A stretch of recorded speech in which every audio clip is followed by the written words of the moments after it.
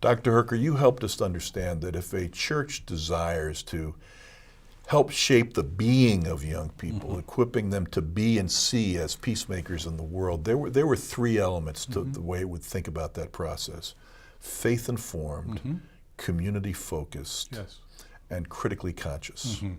And I'm wondering if we could just take those one at a time, because they're not self-evident to everybody exactly what in a world of years of reflection you mean by it. So what did you mean by faith-informed? Right.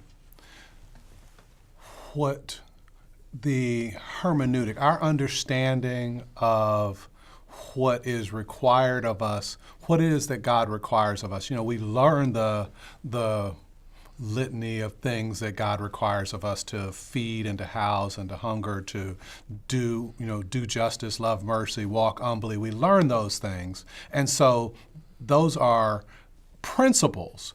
But then how do you connect that with your understanding of actually how you walk in the world? So to live those out requires a set of practices. You don't just get to say, I'm walking humbly and doing justice. It's like, what does justice require?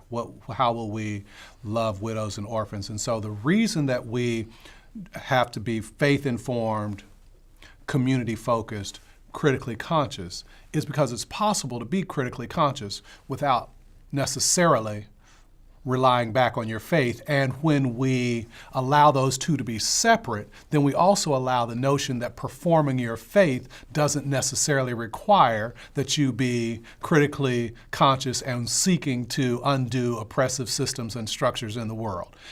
It must be that our faith informs our intention, our telos, of a just and peaceful and sustainable world. And so faith-informed is a significant aspect of critical consciousness.